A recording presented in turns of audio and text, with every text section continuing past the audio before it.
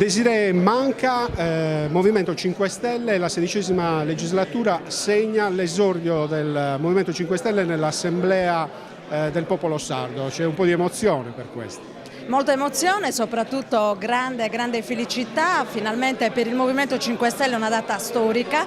Per la prima volta anche noi entreremo, e siamo entrati proprio oggi, nella consigliatura regionale, per cui il Movimento 5 Stelle c'è anche a livello regionale. Questo ci fa molto contenti.